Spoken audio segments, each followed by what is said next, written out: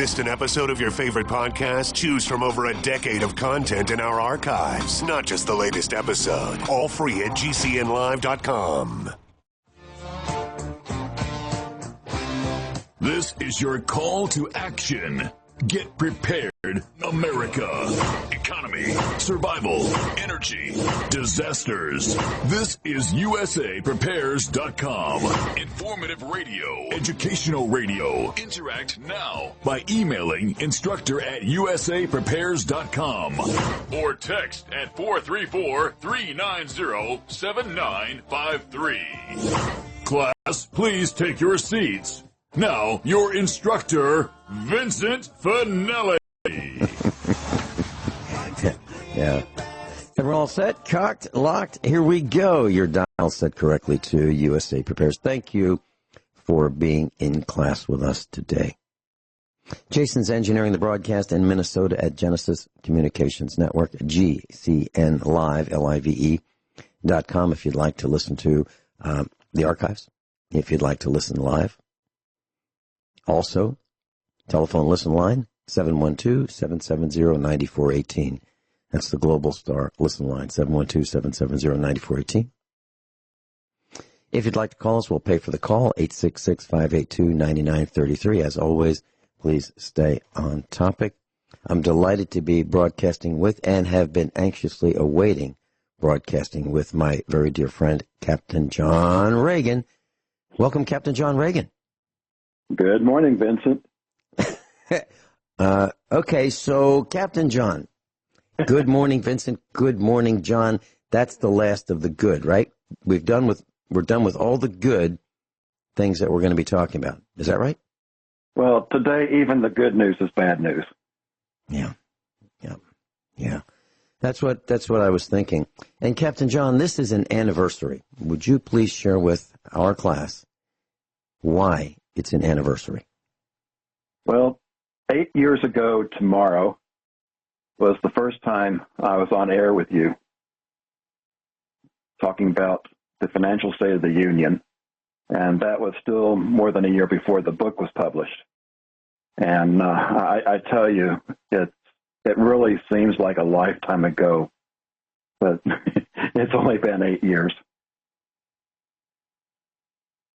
Yeah. And you have been sharing a wealth of information for those years, 8 years. And I appreciate it, and thank you very much. And I know that there's a sacrifice that's made to prepare that much information for all that time. And I know our class appreciates it. Now, class, I can tell you that I have the bullet points of what we're going to be talking about today. And I think you're going to find it quite terrifying in many respects. So if you don't have the stomach for where we are headed, based on our beliefs, John's and mine, you may want to change that dial. But if you want to be prepared for the kinds of things that are headed our way and are here right now and have been here, you may want to stay tuned. And let me just say very simply, USA Prepares focuses on preparedness at all levels. And preparedness is nothing more than having what you need before you need it. It's as simple as that. That means skills, material, and the willingness to implement whatever is necessary before, during, and after. That's what preparedness is to me. Captain John, where would you like to start? Well, I have some links posted on my website, thefinancialstateoftheunion.com, and I have it split up by hour when I'm going to try to get into the first hour. It's very ambitious. And in the second hour, we'll switch over and talk about the big topic going on right now, and that's the virus that's going around the world. So much of what we're covering today, too, it encompasses things that we've talked about, in the hundreds of thousands of hours, in the last 8 years. It's if you've missed those classes, I'll do my best to try and catch you up in short order. But, kind of as a thought to start off with, my favorite Ayn Rand quote, you can ignore reality, but you can't ignore the consequences of ignoring reality. And we have so many reality-challenged people today, and it's not just the young people. I saw an article last night where 75% of Americans think we don't have any kind of virus problem here, or that the government be able to take care of it, and we can just go ahead and live life as normal. But that's getting into second hour stuff. Here on the first hour, the first link I have up there is entitled "Planning on Protecting Yourself with Gold and Silver." And last time on the show, I basically gave my best advice, which included, immigrate if you can while you can. And shortly after that, I had this video recommended to me on YouTube, and you can't search for it on YouTube because the video's been made private now, but you can access the video through this link. And this is so stunning. And we could take an hour just on this. Back during the Obama years, we've had some discussion about the NDAA and some of the executive orders that Obama had issued. And that's kind of the tip of the iceberg. And what Lynette Zhang has done here, it has been some fantastic research. It goes back to the Trading with the Enemies Act and a lot of the laws and executive orders that FDR did, most of which are still on the books. So if you think you can buy gold and silver and be protected from our loving government, you are so mistaken, and you cannot wait to protect yourself, because any president, including Trump, all he has to do is, give the order, and they can basically do anything with your gold and silver, even if it's offshore. So the only protection you have, if that's the route you want to go, in addition to getting out of the United States, you also need to get a second passport and renounce your citizenship. And you cannot renounce your citizenship in the United States. You have to be outside the country. And it takes about a year for that process to happen. So the ultimate protection, if you want that, fine, but realize what you need to do, because, and I think you'll see some of this coming on just from the fallout from the virus and the political ramifications of that. I think we'll see this within about the next 4 years. And it could even happen as early as this fall, the whole process. It's that crazy.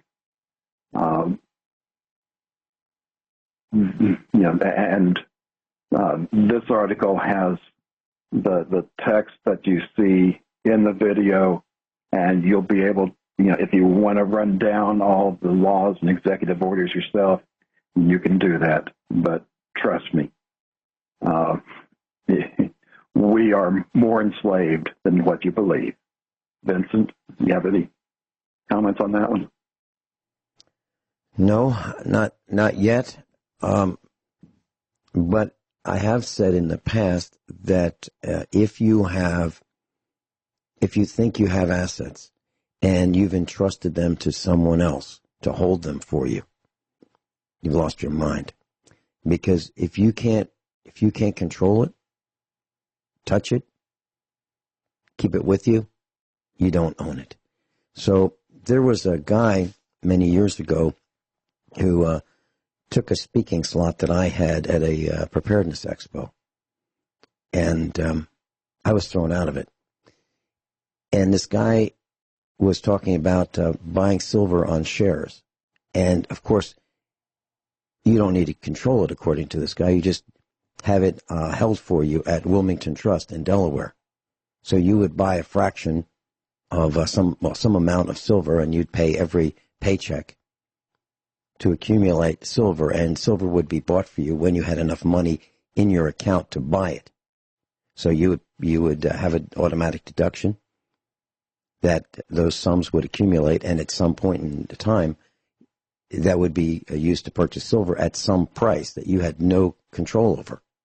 And it would be held in Delaware, the state of Delaware, for you. And if you'd be charged for the storage, and if you ever wanted to take physical possession, you'd have to pay to have it removed from storage, and you'd have to pay to have it shipped to you. It's the dumbest thing I ever heard of. But that's what some people have bought into, because they don't think they can control their own assets, which to me is crazy. It's like having your revolver in a safety deposit box and finding someone is holding you up and you go, wait a minute, hold it. I've got a revolver. And if you wait right here, I'm going to go get it. That's how crazy this is. John, back to you. The next link, Federal Reserve Secrets. This is a PDF for a job opening. And if you notice that this comes from a government website for inspector generals, and this is a job notice for the Board of Governors of the Federal Reserve System. And I just found out about this a few weeks ago that the classification or the security clearances for Federal Reserve people, and I can understand there's certain aspects that you need to be careful with, because if you let the information get out, you could have insider trading. Of course, Congress gets away with that themselves. But for the normal peons, you keep that, release it at a certain time. I can understand that a bit. But here in the requirement, it's the first paragraph of the requirement section that the applicant must be able to obtain and maintain a top secret SCI security clearance. Now, this blew me away when I found out this. Because when I was at the Pentagon, I had one of those clearances working on the nuclear planning system. What the heck is the Fed dealing with to have the same high-level type clearances as nuclear planning? So, you can ponder that a while, and that'll give you an idea of just how much the Fed is withholding from us. And as I read this, John, special training / requirements, bachelor's degree in law enforcement, a related field, or equivalent experience. Why would law enforcement even be on this page of special training / requirements for the Federal Reserve? Why? Interesting. Captain John Ragan and I'll be right back. Captain John Ragan is with us. And class, if you'd like to follow along, you can go to the Financial State of the Union.com, the Financial State of the Union.com. Captain John? And it's actually easier to go into your search engine and put those words in separately, because trying to put that all together in the URL is murder. If you remember last year, we talked about the average wage index. A bit over 48,000 is what the average wage was. And this comes directly from the Social Security reports. Well, in October, the 2018 report was released. And for 2018, it's actually a pretty nice round number. The average wage is $50,000.44. And I don't think anybody will call you on accuracy if you leave off the 44 cents. Now, there's a table in there that shows intervals of income. And if you look on that, if you're earning less than $30,000 a year, 46.5% of the country, or wage earners in the country, fall in that area. So somewhere between $30,000 and $34,999 and 99 cents. That's where half of the country lives. So if you wanted to try and beef up people that are making less than that, it's a really hard road. As is, compensation is a little bit over $8 trillion, and there's not many places you can go to try to add to that bucket, because it would come out of things like dividends, so you'd screw the stockholders, which also, since a lot of stock is being held by pension plans, you'd screw the pension plans, and they're already in bad enough shape as is. Didn't really have a whole lot of discussion on this. Just want to make everybody aware that that information was out if you wanted to refer to it. John, I have a quick comment. I'm looking at the chart. And the net compensation interval, the lowest, the average income for the lowest compensation level is roughly $2,100 a year. $2,100 a year. And the number of Americans who have earned that is 21 million. 21 million people out of roughly 330 million are averaging $2,100 a year income. It's an outrage. Well, we don't know what's behind that. A lot of that could be college students or high school students for a summer job, or senior citizens just wanting a little extra money. But yeah, if that's somebody trying to support a family, it's bad. Right. Okay, please continue. Okay. Going one more down. Repo madness. We were in the early days of this when I was last on the air with you. It actually started September 11th, one of those dates that seem to keep on recurring.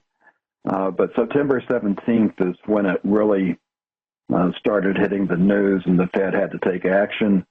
And they said it was just a temporary little thing because of taxes being due, because business taxes are, with extensions tend to be due around that time too. So, we'll have this temporary repo operation. And for those that don't know what that is, that's where banks borrow from each other, and it's secured by some collateral. Usually it's overnight. Sometimes it could be just a few hours. Sometimes it could just be a few days. But this is the measure of liquidity, and we'll talk about that when we get back. Boy, time's going fast. Captain John Ragan's with us, thefinancialstateoftheunion.com. We'll be right back. Captain John Ragan's with us, and we're talking about liquidity. Captain John, please continue. Well, going back to 2008, try and shorten this segment as much as I can. What set off the crisis in 2008 was a liquidity problem. Now, the Fed recognized this back in September, and now they're promising, well, we're only going to go through mid-April just in case there's any problems with, taxes again. So it's kind of like the Dutch boy, putting the fingers in the dike to stop the flood. They have put so many billions of dollars in this. And I just want to do a little warning. If you go to the New York Fed website where they've got the record on all of this. If you add up the numbers, you have trillions of dollars. That's multiple counting, because a lot of those were short-term operations which were paid back and then reissued at an even greater amount. So from mid-September until the last number I have, which is somewhat recent, the Fed has put nearly $800 billion into this little itty-bitty liquidity problem that was only temporary. This is one of those big red flags. And like I said, when I published my book, I can't tell you when things are going to happen, but there's signs to watch for. Liquidity is one, and monetizing the debt is another. And we'll get to that right when we finish this. But to just give you perspective on this, from mid-September to mid-February, $800 billion for liquidity. From the 17th of September until the 19th, 2 days ago, which is the latest numbers we have right now, the federal debt has increased $750 billion. So in the same time frame, the Fed has injected more cash into the repo problem than the government has gone into debt. And that ought to give you something to ponder. Hope your seatbelt's still working there, Vincent. It is. It is. And this is pretty serious. I mean, this whole broadcast is extremely serious. Please continue. Well, one of the signs of the financial apocalypse is when the Fed starts monetizing the debt. And by charter, I believe it is, the Fed cannot directly buy treasuries from the government. That would not be legal. And what they are doing would make Jews proud, because you might be familiar where God told Israel, let the land rest every seventh year. And what did they do? Is they sold the land to an outsider with an option to buy it back. So the land was still worth the seventh year, but they followed the law. And that's what we have here with the Fed monetizing the debt. And I've got an article where, if you want to trace this down even further, when the Fed has, or when the government, creates treasury bills, notes, all those instruments, each release date is a separate CUSIP number. So you can track, what it is. It's the same thing with stock. You have a CUSIP number for, stock for each company, different classes of stock. It's just a unique identifier. Well, you can track these CUSIPs. The big banks are buying these treasuries, and then 3 days later, the Fed is buying them from the bank. So, no, they did not monetize the debt, Mr. Senator. We just bought some treasuries from the banks. So there you can see right through that great big lie. And, John, would you just mention very quickly the correlation with inflation that we, the villagers, see as a result of this? Well, especially when we had real money, the money was backed by gold and silver. And if you just printed more money, that means that the money was worth less and less. And now that we're on fiat currency, it's all just backed by imagination. What's been happening is yes, we're seeing prices go up, which means when it's not a supply and demand issue, it's because the value of our money is going down. But what's happened with basically, instead of printing money, they've increased debt out of thin air, which has kept asset prices and stock prices high, so that they can tell you, everything is awesome. Just keep on, living life. Trust your leaders. Nothing to see here. Move along, move along. I guess that's a good, quick discussion to have before we get into the second hour. Prices going up isn't always inflation. Part of it is, true when the value of the money goes down, and we may see the faith in money disappearing, in maybe this year, but over the next several years for sure. And then there's the supply and demand issue, and that is going to get wild as the supply of a lot of things disappears. And, anything else economic, financial wise, because the next one starts getting into some some things that, monetizing anything doesn't help. So, John, very quickly, coronavirus is causing the shutting down of factories in China, the factories that make the goods that are used worldwide.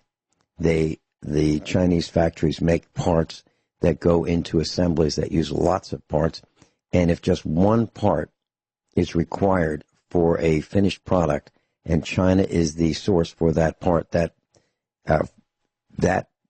finished assembly cannot be finished, and it cannot be made, and it cannot be sold. So I'm seeing cracks in the supply chain right now. Is that something that your research has found as well? I mean, I'm seeing firsthand cracks in the supply chain. Is your research telling you the same thing? Yeah, and wait until we get into the ramifications of those ramifications. That's that's going to be really fun. Okay, please continue. Okay, the next link is CMIP6 versus the science deniers. And, to try and give another view on this, personally for me, I grew up with the space age. I was into space stuff. And when I was in school, Saturn had 9 moons. The 9th moon was discovered in 1899. So let's just say until 1966, when the 10th moon was discovered, that was, the right answer for decades. Obviously, it was incorrect, but it was the right answer. Well, the IPCC is the organization that puts out the climate model that researchers use. And for the last 4 decades, up until just a few years ago, those models only included solar irradiance, basically sunlight, which varies very little over the solar cycle. And that was the only solar forcing that was included in the model. Well, with CMIP6, they didn't include everything, but they included more aspects of the solar forcing, protons, cosmic rays, electrons, and the Suspicious Observers channel on YouTube is a good source where you can, find the papers that have been published. So you've got backup for trying to convince the science deniers. Well, every paper written based on CMIP6 shows that there is no human responsibility for what's happening to our planet. So all of these presidential candidates on the Democrat side, the Pope, Greta, either they don't know what the current science is, or they're ignoring it. And you can understand why a lot of people are ignoring it.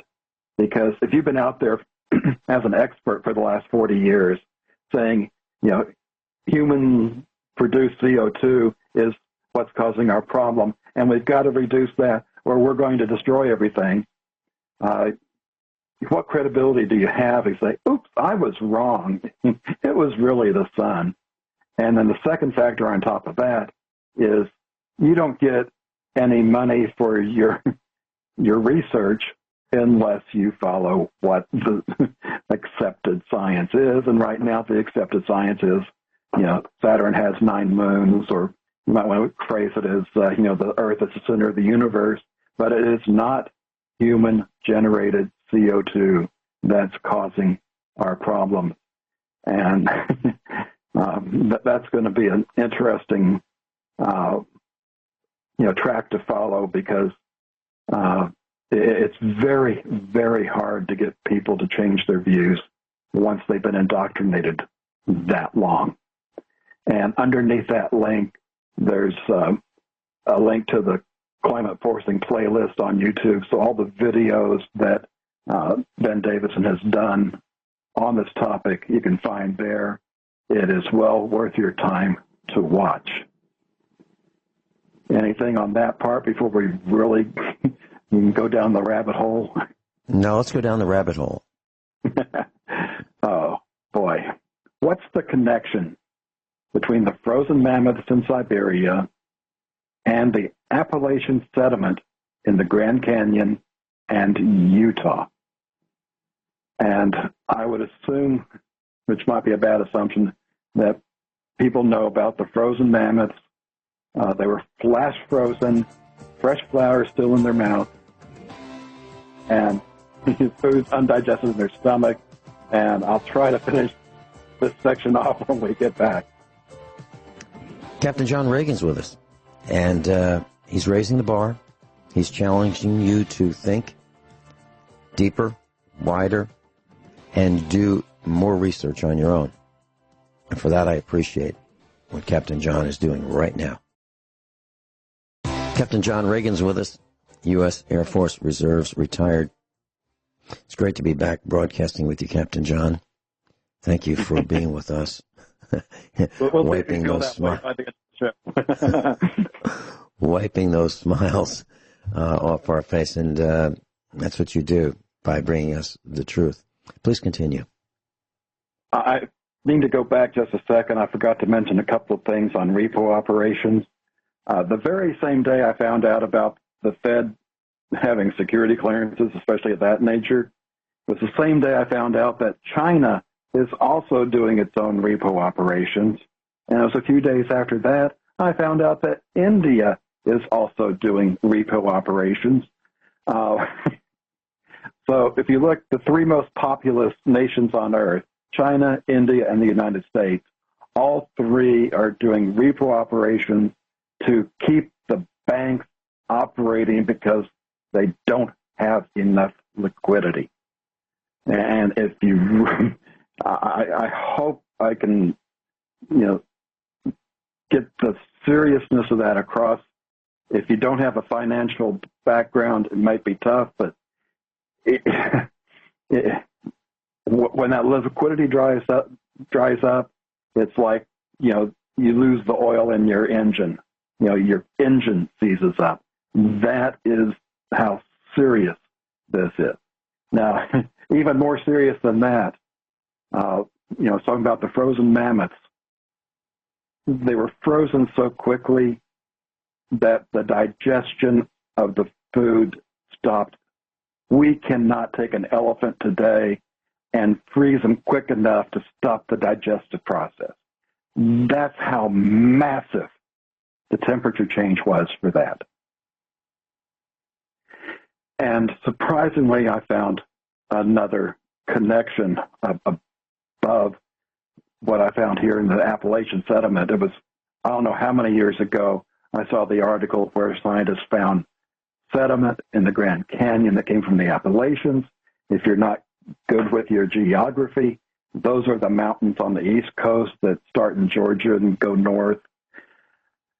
And in looking up the article for the Grand Canyon part of this, I found out scientists also found Appalachian sediment in Utah. And if you look at Google Earth, you don't see, any river system or even any trace of how did things get from the Appalachians to the Southwest United States. And if you read those articles, you can see where the scientists are pondering, how this happened. And this gets into the Cosmic Disaster series, which I've talked about before, that's on Suspicious Observers. I've included that playlist from YouTube right below that. And below that is another playlist from the Diehode Foundation, Doug Voigt, and he and Ben do talk to each other. Ben tries to put things in a nice way. Doug just tells you how it is. And in that playlist, I'd pay more attention to the Series 4 videos that are in there. Doug has a lot of opinions in the Hebrew side of things, and it's very, very interesting. I can't tell you, how true or reliable those things are, but what he has on catastrophe, there is so much evidence, on Earth, on the moon, looking in the sky, and we have these cycles, and I know I'm getting ready to run out of time for this hour. And by the time I finish telling you the short story on that, you'll see why there's that connection between these two, and the cycle is 12,068 years, at least for our system, pretty close for others. And this also ties into, you may have seen news that astronomers are baffled about what's happening with Betelgeuse, and that gets right back to the cyclical novas. And this is where stars throw off a shell. It's kind of like cleaning yourself up. It's not like a supernova where the star explodes and destroys itself. The star still exists after this. But this has big ramifications for planets that are around stars, and this happens all throughout the galaxy. So make sure you got your seatbelt on when we come back next hour. Captain John is with us, Captain John Ragan, and his book is The Financial State of the Union, and his website, thefinancialstateoftheunion.com. We're going to be talking about, let me go to the spreadsheet. We're going to be talking about, we're going to talk about China. We're going to be talking about the coronavirus. We're going to be talking about the ramifications, how serious it is. We'll be right back. Got 22s this weekend, February 22nd, 23rd, Arcade Gun Show in Lebanon, Missouri. Lebanon, Lebanon, pronounced Lebanon in Missouri speak. And so if you'd like to go, I suggest you consider topping off those supplies that you might need. I think things are getting worse, and we are doing that. Captain John Ragan is with us. He is in Texas.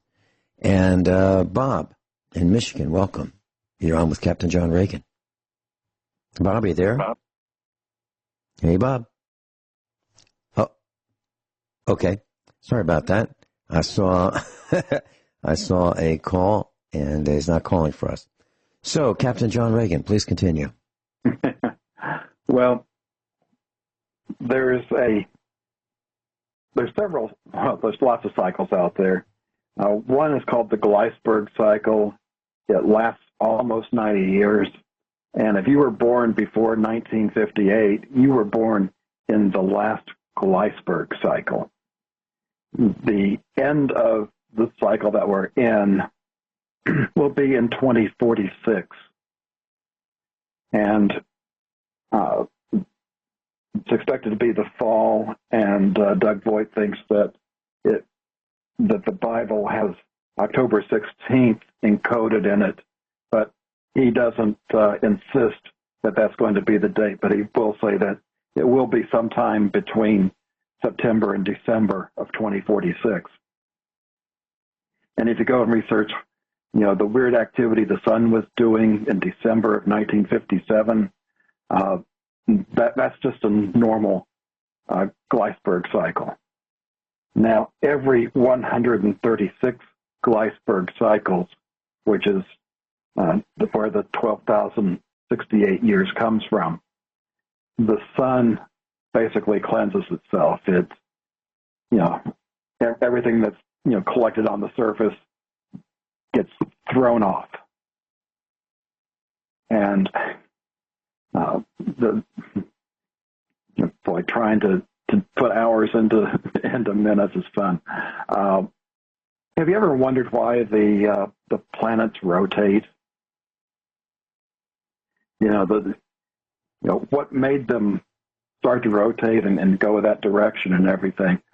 Well, when you start looking at cosmology, and I did not include that playlist, but that's also on the Suspicious Observer site. We live in an electromagnetic and plasma universe, and we have electromagnetic connections to our sun, and of course, the way our polarity is right now, that's getting ready to be changed.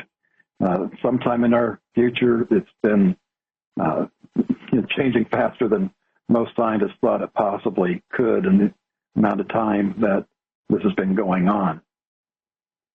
Well, when these mechanisms change, I guess the biggest example I could give that at least applies to people in our generation when we had stuff to play with. You might have had some kind of toy that had a motor, and you decided to see what would happen if you change the polarity of the battery and it rotates the other way. Well, that's basically what happens with planets. When this polarity gets changed, first off, the Earth has to slow down and stop, which takes at least a few days, if not a few weeks. You'd see the days getting longer, 25, 26, 27 hours. And then the Earth would stop, and it would stay in that way for about 8 hours while the sun is going through this nova event. So that side that's facing the sun gets baked. I mean, it's not pleasant, and if you're not underground, you're probably not going to survive. Well, then it starts rotating the other way so that, the sun will rise in the west and set in the east. About 17 hours after that event where it stops and starts going back, the ejecta from the sun arrives and just smatters the other side of the Earth. It's not exactly opposite. It's probably, a fraction, maybe a third off from that. And again, if you're not underground for that part, probably not going to survive. And one of the leftovers for evidence on that, there's these glass beads that are left. And they look a lot like the volcanic glass beads, but you can see from the photos the difference, and you'd be able to tell yourself, if you see them again. Well, they also found these on the rocks brought back from the moon. In fact, that was probably the whole reason that the space program was created, is what we could find evidence-wise, because it's probably like the 1940s, at least, that the government's been aware of this. It's been highly, highly classified. In fact, there's a book written in the 60s, the Adam and Eve story, that the CIA classified, and you can see when they, the FOIA request was done, that a highly redacted, portion of the book was released, and it all gets back to this catastrophe cycle. And I even wondered if I should, talk about this. It's that serious because it's so difficult to get around now for people like us. We might not even live long enough for that, but for younger people, this could cause all kinds of ramifications for your life. Depression, suicide. So I don't know how to put a happy face on this one, except that, humans did survive the last one. At the end of the last ice age, it was estimated there was only 30 viable women around to restart the population. So it's a good chance it's not the end of humanity, but it's definitely a really, really bad event that most people will not be able to go through. And to get back to the Appalachian sediment, this time when it stops, the oceans keep on going. And this time it's going to go from west to east. So the Pacific is going to go across America. The Atlantic's going to go across Europe. Well, when it was the other way, when the sun was rising in the west and setting in the east and the earth stopped and then went the other way, it was the Atlantic that went over the United States. Well, what's one of the first things the Atlantic is going to come across? It's the Appalachian Mountains. And it carried that sediment all the way to the southwest and confounds geologists today. And what does that have to do with the frozen mammoths in Siberia? Well, when that first blast hits, it heats up that side of the earth and does some nasty things with the oceans. And then when the blast hits with all that impact, it sets up in a big imbalance in our atmosphere, and it's simply Boyle's law. And as it comes to equalize, and then this time 12,000 years ago when the mammoths were frozen, that is the direct cause. It was such a big difference in pressure that they were flash frozen. So that is the connection between the frozen mammoths and the sediment from the East Coast that's now in our Southwest. Vincent? John, do you think that might explain why I have a piece of coprolite here at the farm? And class, if you haven't heard the term coprolite, it's dinosaur poop. And this piece of dinosaur poop is, if you were to hold it, you'd need two hands to hold it. And it's multicolored, red on the inside where it's cracked. So it looks like partially digested flesh that a dinosaur was digesting. And it was found in the Southwest, literally. Do you think that might explain that, Captain John Ragan? Yeah, and it explains so many things, and like problems with using carbon dating, because the people that work with carbon dating assume that this is what the Earth started with. There's been no changes, and this is how that cycle goes out.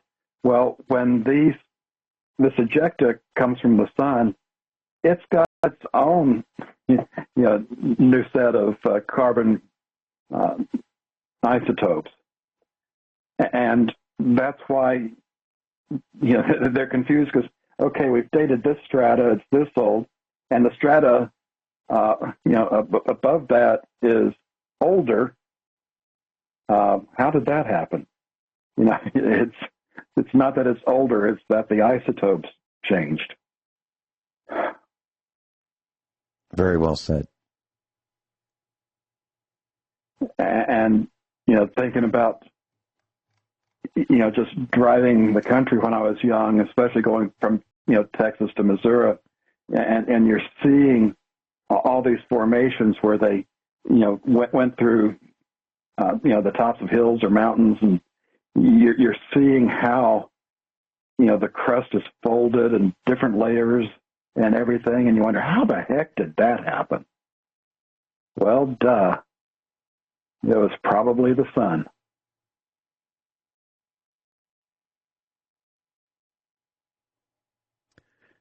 Yeah.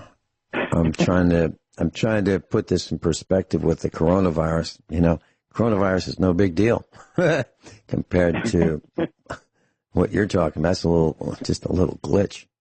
But it is more imminent, right? And but it is far less deadly unless you're one of the unfortunate ones. And let's go ahead and switch over to the coronavirus. And I guess we'll pick that up on the other side of the break. Yeah. Captain John Ragan's with us, thefinancialstateoftheunion.com. And if you'd like to go to his website, the links are there. And you can click on them and read more about today's class yourself. Thefinancialstateoftheunion.com. Captain John Ragan is with us, U.S. Air Force Reserves retired. Captain John, in the beginning of the broadcast, I believe you mentioned that 75% of Americans don't think we have a problem with a virus in the United States. Please continue. Yeah, I'm working trying to get us self-quarantined. That process is going very slow. I'm quite concerned myself because what we're seeing is if you're older, over 50, and especially over 60 years old, and you're not in the best of health, which includes me, the mortality rate on this could be over 90%. And even if that's really overstating it, it's probably in the neighborhood of 50% if it's below, you know, when we'll cover that 90% number in a minute. And, you know, 50% is basically a coin flip, and I don't like those odds when it's life and death. So if I get infected with this virus, I might not make my birthday in April. That's how serious this is. Now, one of the reasons we have a problem, besides people just having dumb faith in government, is as humans, we think linearly, straight line type stuff. And this virus is geometrical. And we, you know, maybe there's a few brains on Earth that can internalize that, but even as good as I am in math, I can't. I have to, you know, build a model, look at the numbers, and unfortunately that model is showing it still, you know, progressing at an awesome rate. You know, viruses can and do change, but unless this virus changes quickly for the better, I mean, it could change quickly for the worse too, but unless it changes quickly for the better, the ramifications, and I've just got a few of them, you know, are, you know, unbelievable, really. I included a YouTube out of Chris Martinson's Crash Course, and I entitled the link, Why We Can't See It Coming. And Chris has, from time to time, taken various stadiums, you know, what be it football or baseball, and, you know, say you were, you know, handcuffed to the top row of seats in the stadium, and the stadium was watertight. And you had this magic water that doubles every minute. So if you take and put one drop of water down on the field, A minute later, you got 2 drops. A minute later, after that, 4 drops. And you're sitting there in the top row. How long do you have to get out of there? And in this example that he was giving there, the stadium would be full. If you were handcuffed at noon, the stadium would be full at 12:50. And that's just doubling once a minute. Now, at what point do you become concerned? It turns out that 5 minutes before the stadium's full, only the field is covered with water. It's those last few cycles, in this case minutes, that you see the problem. And with this virus, there was a paper came out of China pretty early that said the R naught for this virus was 4.08. The R value says how many people does a newly infected person infect. So what they were saying is a new infection, that person will infect 4 more people. And that is now looking like that was an understatement. I built a model on that, and I'll basically walk through. The 17. Let's walk through it when we come. Let's walk through it when we come back. Gwyneth Isaacs said well over a week ago that she believed it was around 12 to 14 R naught. We'll be right back. Captain John Ragan's with us. We're talking about R naught. That is the rate at which the coronavirus is infectious. Please continue, Captain John. Put that in perspective. Measles has an R naught of 14, but it's not near as deadly. The seasonal flu has an R naught of 1.28.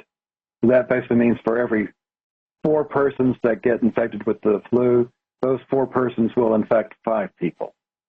So it doesn't spread near as much as the coronavirus. And some of the more recent studies have suggested that the R naught is more in the 6 to 8 range. And that's kind of what I'm seeing from the reports that are coming outside of China. But basically, all of our numbers are wrong. And we'll never know what the true numbers are because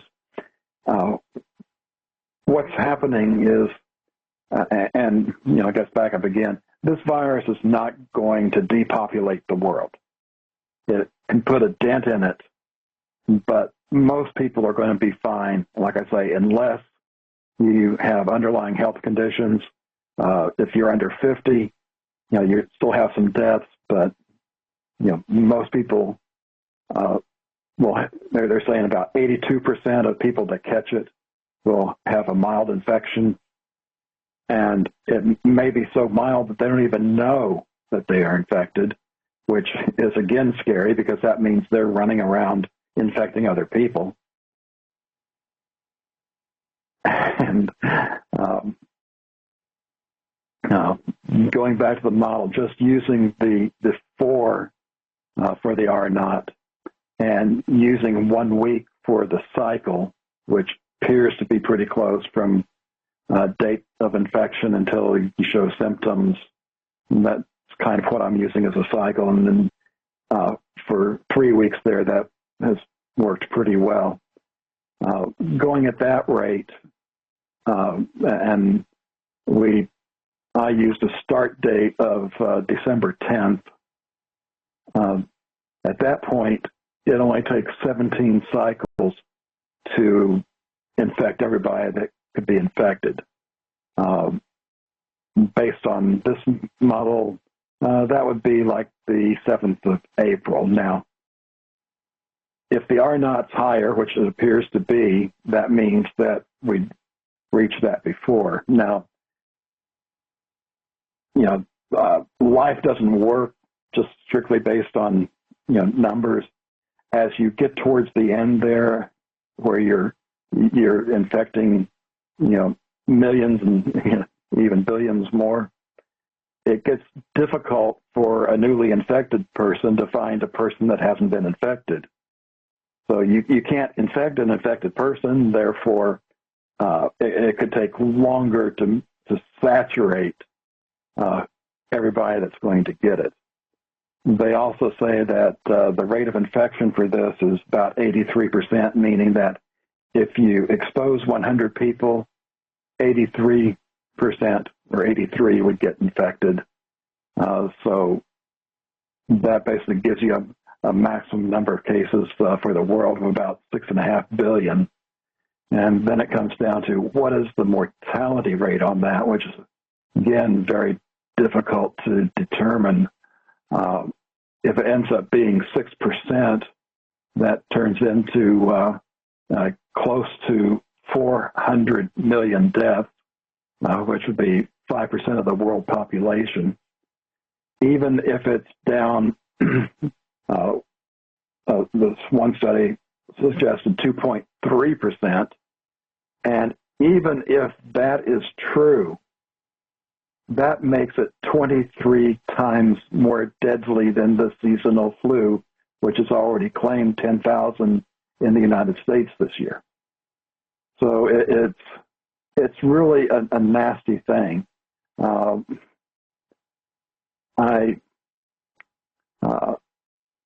There's only a couple of ways of protecting yourself. One is with protective gear, and a lot of that's already gone, and as more of it gets produced, it's going to go to medical and police and fire and people like that. The only other way is to self-quarantine, and even that is quite difficult to do. If you're in an apartment like we are, you've got very close neighbors, and it appears that this can go aerosolized and get to other apartments.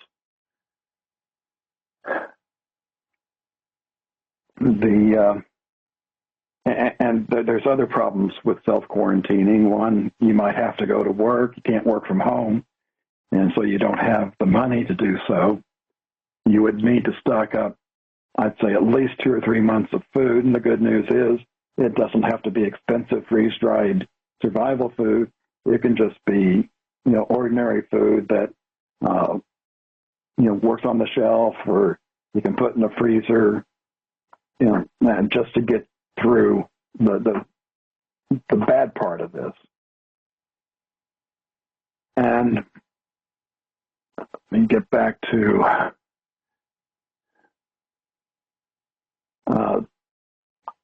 if you want to try and keep track, I've got a link called Timeline. And if you scroll down below the bar chart, there's a table, and there's a column called D divided by D plus R. And they don't really describe that, but basically that's death divided by deaths plus recovery.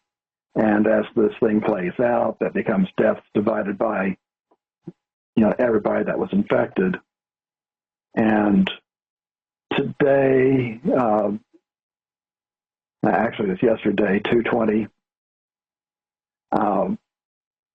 that has come down to 10.9%. It was 11.6 the day before, 12.2 the day before that. But the rate of that going down is slowing, and if you have any calculus and no limits, this will come down, whether that's 8%, 6%, 5%, 2%. We don't know, but that's a way you can look at it. I've got the news on fatality rates there.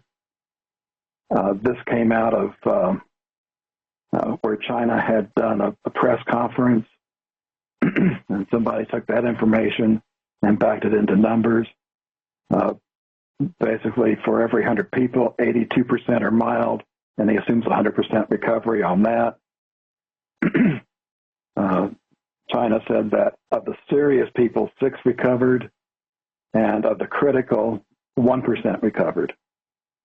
So if that's what the true rates are, he does the math, and it doesn't really matter much if it's serious or critical. Either way, it's still over 90%. But after doing the math, you end up with almost 83% that recover, which means 17 do not,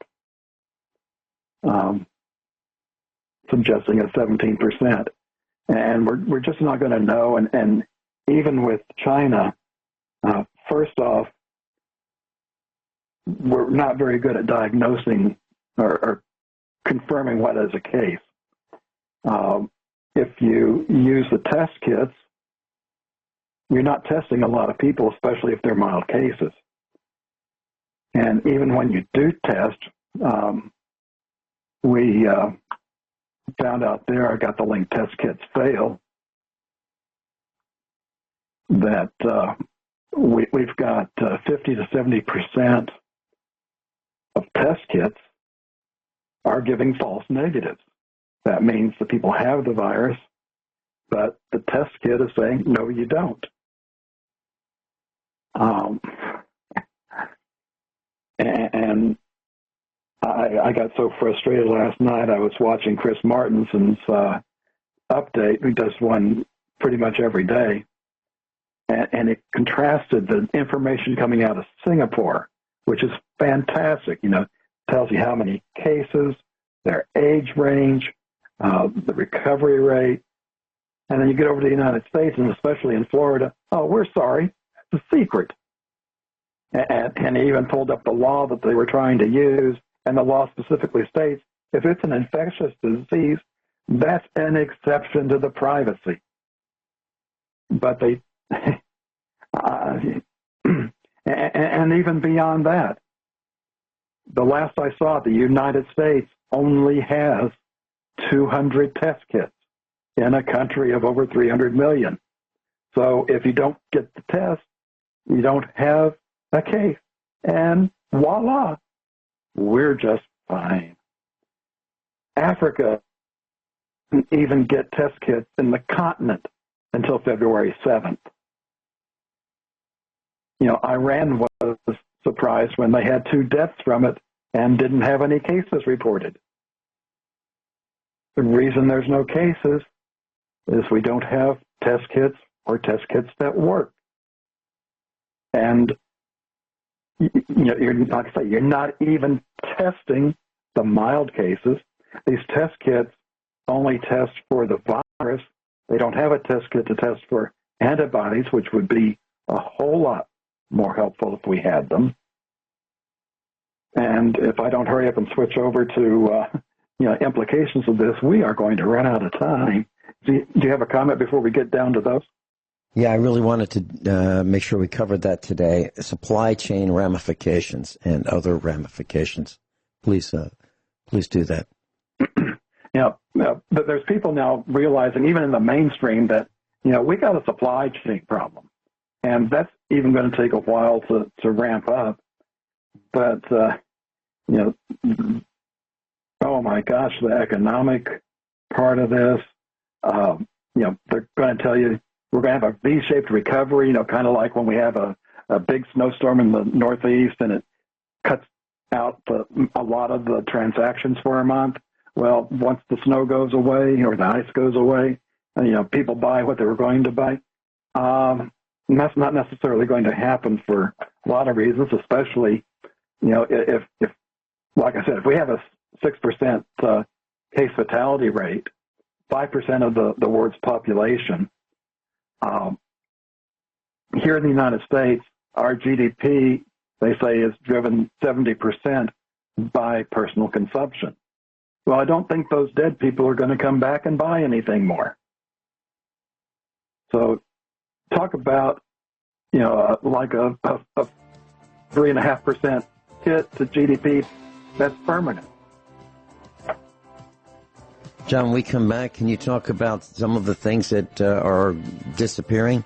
I mean, I can certainly mention automotive and automotive engine and transmission parts are starting to show up in the supply chain disruptions right now from China. And these are showstoppers. They really are. Can you add to that when we come back? China manufactures ball bearings, communications equipment, and computers, and thousands of other items. And very simply put, you're not going to buy anything without bearings, computer equipment, and communications equipment. Nothing. You're not getting anything without just those three things. Captain John, please continue. Yeah, I'm going to cover some things here that people aren't talking about yet. People are starting to understand supply chain, but to try and get that back, some of those people that die are in positions where they're the only person that knows how to do that. And that company may or may not ever get somebody that can replace what that person does. While you have this extended shutdown, the people might be able to apply for unemployment benefits, but this is, millions of more people than, what's in the kitty there. So whether or not governments will be able to come up with the money for that, even if you can apply online and they still have people working from home, you may not have any income. If you do get sick in the serious or critical range, think about the hospital expenses. People don't, it's like 2/3 of people don't have enough cash to cover a $500 expense. How much, even if you have insurance, does it cost for a week in the hospital? And if you're one of these cases that we end up dying, it's not uncommon that you've spent 3 or 4 weeks in the hospital. Now that your family has to not only take care of that, but now there's funeral expenses. A cremation is like $6,000 to $7,000. Funerals are like $7,000 to $12,000. And what do? Just sit up grandma on the porch and wait till you got money? That's going to be bad. People are not even talking about the political part of this. This is an election year. Print out your Constitution, highlight the parts on, choosing the president and other members and secession. I mean, we could end up with an election where none of the current, wannabe candidates are alive. But we're getting ready to have, the primaries. People may select that, and even if they're still alive by the time the conventions happen this summer, they might not still be alive by the time November gets here. A lot of those government people that we've been wanting to get rid of, especially whether it's Congress or Supreme Court, they're that age, over 50. Some of them are not in good health. They catch the virus. They may not be there. What happens if we get a second wave of this in November? Are you going to want to go to the poll and put your finger on a touchscreen voting machine that can harbor a virus for several days? I don't think so. If we were serious, we would. And the sad thing is, and didn't get to cover it, even with the actions China's taking, they had an R0 of over 2, which is still much worse than the seasonal flu. We're getting ready to have Mardi Gras next week. Think of how much is going to get spread at that time, because we're not shutting down Mardi Gras. There's too much money to be made. People are still going to work, going to church, going grocery shopping. I mean, this is just kind of like the second level impacts that, I imagine these will start getting talked about first. Dr.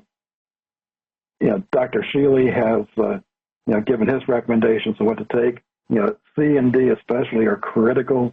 This is a lower respiratory problem.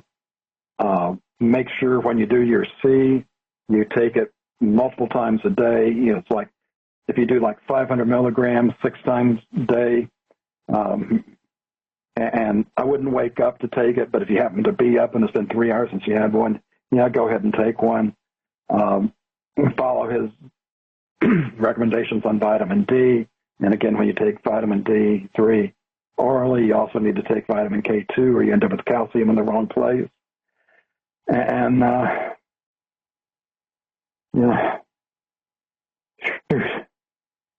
you see my show notes. What we covered the first hour is about a third of the page, and I'm trying to fit 2/3 of the page in the last half hour. John, let me know anytime you want to come back. Okay, and like I say, I'm going to be spending a lot of my time trying to get ourselves into self-quarantine, and boy. Captain John, the Finelli family is restricting all travel. We've gotten communiques from people saying, hey, I'd love to come on over. The answer is no. Nope, not coming over. That's how serious we think it is. Is it antisocial? Yeah, it is. Yeah, and if it's offensive to anybody, well, more we're trimming out of our circle. It's as simple as that. If people are offended by us protecting ourselves, well, too bad. Captain John, thank you so much for being with us today and all the research you do and sharing that with our class.